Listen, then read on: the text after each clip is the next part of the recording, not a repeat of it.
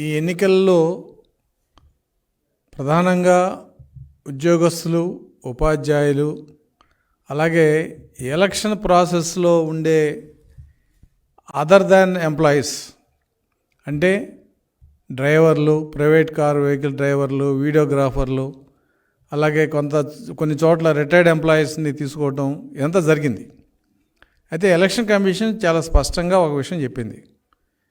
Election డ్యూటీలో ఉన్న ఎవరికైనా సరే పోస్టల్ బ్యాలెట్ ఇవ్వాలని చెప్పింది. ఎలక్షన్ డ్యూటీలో ఉండేది ఎంప్లాయీసు అంటే ఇంక్లూడింగ్ టీచర్సు, అలాగే పోలీస్ పర్సనల్, స్పెషల్ ఫోర్సు, అలాగే వెహికల్ డ్రైవర్సు, ఫోటోగ్రాఫర్సు, వీడియోగ్రాఫర్సు, టెక్నికల్ పీపులు ఎవరినైతే ఎలక్షన్ కమిషన్ హైర్ చేసి వాళ్ళ ఓటు ఉన్న నియోజకవర్గం కాకుండా పక్క నియోజకవర్గంలో కనుక వీళ్ళని డ్యూటీ అలాట్ చేస్తే వీళ్ళు వాళ్ళ ఓటు ఎక్కడవుతుందో అక్కడికి వెళ్ళి వాళ్ళ ఓటు హక్కు వినియోగించుకోలేరు. కాబట్టి వీళ్ళందరికీ పోస్టల్ బ్యాలెట్ ఫెసిలిటీ ఇవ్వడం జరిగింది. అయితే డిఫెన్స్ వాళ్ళ పోస్టల్ బ్యాలెట్ అది సపరేట్గా ఉంది. 85 years ఏజ్ వాళ్ళది అది ఇంటి దగ్గరికి వచ్చి ఓటు వేయించుకునే అవకాశం అది వేరే విషయం. అయితే ఇక్కడ ప్రభుత్వం కుట్ర చేస్తుంది. ఉద్యోగస్తులందరూ ప్రభుత్వానికి వ్యతిరేకంగా ఉన్నారు కాబట్టి సాధ్యమైనంత వరకు ఈ పోస్టల్ బ్యాలెట్స్ తగ్గించాలనే ఉద్దేశంతో కొంతమంది కలెక్టర్లు కూడా అత్యుత్సాహంగా దీన్ని సమర్థించే పరిస్థితిలో ఉన్నారు. అయితే మాకు తెలుగుదేశంగా చాలామంది ఎంప్లాయీస్ గత వారంలో అయితే కొన్ని అసోసియేషన్స్ అందరూ కూడా మా కంప్లైంట్ ఇవ్వడం జరిగింది. కంప్లైంట్ ఏంటి అంటే ఈ ఎలక్షన్ డ్యూటీ చేసే దాంట్లో పీఓలు, ఏపీఓలు వాళ్ళకి ఎక్కడైతే ట్రైనింగ్ సెంటర్ ఇస్తున్నారో అక్కడే పోస్టల్ బ్యాలెట్ ఇచ్చి ఓటీసీ ఫెసిలిటీ ఉంది సార్, వాళ్ళ వరకు ప్రాబ్లం లేదు. అయితే మిగతా స్టాఫ్, పోలీస్ స్టాఫ్ కానీ లేదంటే మిగతా యూనిఫామ్డ్ సర్వీసెస్ కానీ లేదా డ్రైవర్స్ కానీ ఆర్టీసీ స్టాఫ్ కానీ వీడియోగ్రాఫర్స్, ఫోటోగ్రాఫర్సు వీళ్ళందరికీ పోస్టల్ బ్యాలెట్ ఇవ్వడానికి క్లియర్ ఇన్స్ట్రక్షన్స్ లేవు. ఎంప్లాయీస్ వరకు వాళ్ళు వెళ్ళి ఏఆర్ఓనో ఆర్ఓనో అడిగితే మాకు ఇన్స్ట్రక్షన్స్ లేవు, మీరు ఎక్కడ డ్యూటీ చేస్తున్నారో అక్కడే మీరు తెచ్చుకోండి అన్నారు. డ్యూటీ ఆర్ఓ దగ్గరికి వెళ్తే మాకు సంబంధం లేదు, మీకు ఓటు ఎక్కడుందో అక్కడే మీరు అడగండి అని చెప్పి ఇలా ఒక వారం రోజులు రాష్ట్రం అంతా ఎంప్లాయీస్లో ఒక రకమైన కన్ఫ్యూజన్ క్రియేట్ చేసి అసలు ఎంప్లాయీస్ ఓట్లు తీసేస్తారా ఇవ్వరా అనే ఒక పరిస్థితి తీసుకొచ్చారు. దీని మీద సంఘాలు కూడా తీవ్రంగా స్పందించాలి. ఉద్యోగ సంఘాలు కానీ లేదంటే మిగతా సంఘాలు కానీ తీవ్రంగా స్పందించాల్సిన అవసరం ఉంది. ఎందుకంటే ఈ ఓటు, ఈసారి వేసే ఓటు, ప్రతి ఓటు కూడా చాలా విలువైంది. ప్రభుత్వం ఒక మోసపూరిత కుట్ర అధికారుల ద్వారా చేయిస్తుంది. మాకు ఇన్స్ట్రక్షన్స్ లేవు, మాకేం చేయాలో తెలియదు కాబట్టి మీ ఫారం 12 మేము తీసుకోము, సింపుల్గా ఒకటే మాట. కాబట్టి తెలుగుదేశం ప్రభుత్వం, తెలుగుదేశం పార్టీ తరఫున మేము దీన్ని స్పష్టంగా ఎలక్షన్ కమిషన్ని రిప్రజెంట్ చేయడం జరిగింది. ఎలక్షన్ కమిషన్ ఈ రోజున దాని మీద ఒక స్పష్టమైన ఆదేశాలు ఇవ్వడం జరిగింది. సరే, అందుట్లో కూడా కొన్ని చిన్న చిన్న పొరపాట్లు ఉన్నాయి, కానీ మెజారిటీ క్లారిఫికేషన్ మేము అడిగినవి కూడా ఎలక్షన్ కమిషన్ ఇవ్వడం జరిగింది.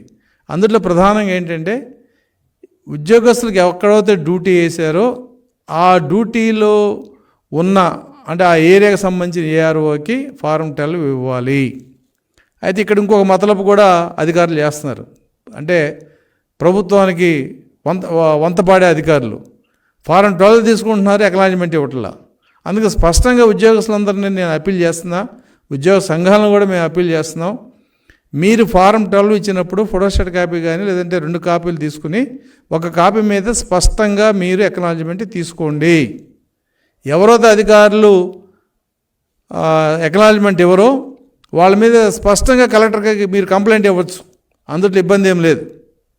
ఎందుకంటే ఇన్ని వందల వేల దీని మీద నాకు నీ అప్లికేషన్ రాలేదు ఫారం 12 అంటే చేయగలిగింది ఏం లేదు ఆ రోజున. కాబట్టి దీన్ని 26 దాకా సమయం పెంచడం జరిగింది. కాబట్టి ఎలక్షన్ డ్యూటీలో ఉన్న ఏపీఓలు కానీ పోలీస్ స్టాఫ్కి ఒక నోడల్ ఆఫీసర్ని పెట్టారు. అలాగే ఆర్టీసీకి కూడా ఒక నోడల్ ఆఫీసర్ని పెట్టారు. కొన్ని చోట్ల మాకు వచ్చిన సమాచారం ఏంటంటే నోడల్ ఆఫీసర్ ఎక్కడ ఉంటాడు ఏంటి కూడా పోలీస్ స్టాఫ్కి తెలియదు. అంటే ఏంటి, పోలీసులంతా కూడా ప్రభుత్వానికి వ్యతిరేకంగా ఉన్నారు కాబట్టి పోస్టల్ బ్యాలెట్ తగ్గించిన కొందికి వైసీపీకి ప్లస్ పాయింట్ అవుతుంది. కాబట్టి మేము స్పష్టంగా చెప్తున్నాం, పోలీస్ శాఖలో కానీ ఆర్టీసీలో కానీ ఎవరైతే నోడల్ ఆఫీసర్గా ఉన్నారో వాళ్ళు పోలీస్ స్టాఫ్కి ఆర్టీసీ సిబ్బందికి ఈ సమాచారం తెలియజేయాల్సిన బాధ్యత వాళ్ళదే. పోలీసు డీజీ కానీ ఆ కన్సర్న్ ఎస్పీ కానీ డిఐజీ కానీ ఆర్టీసీ ఎండి ఆర్టీసీ రీజనల్ ఆఫీసర్స్ మీరు స్పష్టంగా ఆర్టీసీలో డ్యూటీలో ఉన్న డ్రైవర్ల కండక్టర్లకి అలాగే ఎమర్జెన్సీ సర్వీస్లో ఉన్న వాళ్ళకి అలాగే ప్రైవేట్గా మనం తీసుకున్న వీడియోగ్రాఫర్లకి లేకపోతే ఫోటోగ్రాఫర్లకి డ్రైవర్లు వీళ్ళందరూ కూడా ఈ విషయాన్ని స్పష్టంగా అవసరమైతే పేపర్లో అడ్వర్టైజ్మెంట్ ఇచ్చేది సరే కన్సర్న్ ఎస్పీలు ఆర్టీసీ ఎండి దీన్ని ప్రచారం చేయాలి. ఎందుకంటే మాకు కొంత సమాచారం ఉంది, పోలీస్ డిపార్ట్మెంట్లో అపాయింట్ చేసిన నోడల్ ఆఫీసర్ గారు ఎక్కడ ఉన్నాడో తెలియదట. ఎందుకంటే కింద లెవెల్లో ఉన్న కానిస్టేబుల్కి ఈయన ఎక్కడో సిపి ఆఫీస్లోనే ఎస్పీ ఆఫీస్లో కూర్చుంటే తెలియదు. కాబట్టి అవసరమైతే వాళ్ళకి ఫోన్ నెట్వర్క్ ఉంది కాబట్టి ఆ నోడల్ ఆఫీసర్ ఫోన్ నెంబర్తో ఒక ఎస్ఎంఎస్ అన్న ఇచ్చి ఇదిగో పలానా ఆయన మన డిపార్ట్మెంట్కి నోడల్ ఆఫీసర్, మీ ఫారం 12ని ఈ నోడల్ ఆఫీసర్ గారికి పంపించండి అని చెప్పి స్పష్టమైన ప్రచారం అయితే చేయాలి. అలాగే ఆర్టీసీలో కూడా చేయాలి. మరి వీడియోగ్రాఫర్లు డ్రైవర్లు వీళ్ళు ఈ ప్రైవేట్ పర్సన్స్ ఎవరినైతే తీసుకుంటున్నారో వాళ్ళ నియోజకవర్గానికి వెళ్ళి ఓటు వేయలేని పరిస్థితి ఉందో వాళ్ళకి ఎవరైతే వీళ్ళ సర్వీసెస్ని హైర్ చేశారో ఏఆర్ఓ కానీ ఆర్ఓ కానీ వాళ్ళని గైడ్ చేసి ఫారం 12 వాళ్ళ దగ్గర తీసుకోవాల్సిన బాధ్యత ఏఆర్ఓ అలాగే ఆర్ఓల మీద ఉంది. ఇంత వర్క్ చేస్తే తప్ప వీళ్ళందరికీ పోస్టల్ బ్యాలెట్స్ వాడుకునే అవకాశం, ఓటు హక్కు ఉపయోగించే అవకాశం రాదు. కానీ ప్రభుత్వం చాలా దుర్మార్గంగా ఇదేమీ చేయకుండా ఎలక్షన్ కమిషన్ ఇచ్చిన సర్క్యులర్ని కింద కూడా పంపించకుండా చాలా స్పష్టంగా చెప్పింది ఎలక్షన్ కమిషన్. ఇవన్నీ కూడా ఉద్యోగ సంఘాలకి అలాగే వాళ్ళకు సంబంధించిన ఆర్గనైజేషన్ అన్నిటికీ కూడా పంపించండి అని చెప్పి, కానీ ఇంతవరకు అది ఏ సంఘానికి కూడా చేరలేదు. నిన్న గుంటూరులో కూడా కలెక్టరేట్లో ఉద్యోగ సంఘాలు వెళ్ళి కలెక్టర్ని గట్టిగా ఒత్తిడి చేయాల్సిన పరిస్థితి ఏర్పడింది. అంటే ఉద్యోగ సంఘాలకి ఉద్యోగులకి అందరికీ మేము స్పష్టంగా తెలియజేసేది ఏంటంటే ఈ రోజున ఎలక్షన్ కమిషన్ ఈ పోస్టల్ బ్యాలెట్ మీద 3587 డేటెడ్ 20th April 2024 ఈ రిఫరెన్స్లో చాలా స్పష్టంగా ఒక 6 పేజీల ఇన్స్ట్రక్షన్స్ ఇవ్వడం జరిగింది. ఇంకొక కొత్త విశేషం ఏంటంటే ఏదైతే అదర్ జిల్లాల నుంచి ఈ ఏపీఓలీలు వచ్చి డ్యూటీ చేస్తున్నారో వీళ్ళందరికీ కూడా ఒక సెంట్రల్ క్లీనింగ్ హౌస్ పెట్టారు. అది మే 26 నుంచి పనిచేస్తుంది మన వెలగపూడి సెక్రటేరియట్లో. కాబట్టి 175 నియోజకవర్గాలకు సంబంధించిన ఫారం 12 కూడా అక్కడ తీసుకెళ్ళి వాటిని నియోజకవర్గం వారిగా సార్ట్అవుట్ చేసి ఆ నియోజకవర్గాల్లో పంపిస్తారు. అంటే సపోజు చిత్తూరులో ఉండే ఓటరు తిరుపతిలో కనుక డ్యూటీ చేస్తే మీరు తిరుపతి ఆర్ఓకి ఫారం 12 ఇస్తారు. ఈ తిరుపతి ఆర్ఓకి సంబంధించిన వ్యక్తి 26 మేన వెలగపూడి వచ్చి అక్కడ నుంచి చిత్తూరు సంబంధించిన ఆర్ఓ చిత్తూరు బ్యాలెట్లన్నీ కూడా తీసుకుంటాడు, ఫారం 12 తీసుకుంటాడు. అలా ఒక బ్యాంక్ క్లియరెన్స్ లాగా 26 మే నుంచి ఏప్రిల్ నుంచి వెలగపూడి సెక్రటేరియట్లో ఒక క్లీనింగ్ హౌస్ పనిచేస్తుంది. ఎవ్రీడే ఒక వ్యక్తి వచ్చి మన బ్యాంక్ క్లియరెన్స్లో చెక్కులు ఎలా తీసుకుంటారు, ఏ బ్యాంకు సంబంధించిన చెక్కులు అలా ఏ నియోజకవర్గానికి సంబంధించిన ఫారం 12 అన్నీ కూడా ఆ నియోజకవర్గాలకి వెళతాయి. దీని స్పష్టంగా ఒక అకౌంటు ఒక ఫార్మాట్ కూడా ఎలక్షన్ కమిషన్ ఇవ్వడం జరిగింది. కాబట్టి ఉద్యోగస్తులందరూ కూడా ఫారం 12 ఇచ్చేటప్పుడు ఖచ్చితంగా అక్నాలెడ్జ్మెంట్ తీసుకోండి. ఎందుకంటే అక్నాలెడ్జ్మెంట్ కనుక లేకపోతే ఇవాళ రాష్ట్రంలో దాదాపుగా పోస్టల్ బ్యాలెట్లకు సంబంధించి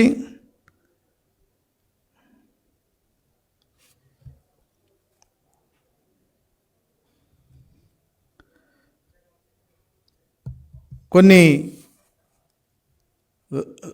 లక్షల్లో ఇవాళ పోస్టల్ బ్యాలెట్స్ ఉన్నాయి.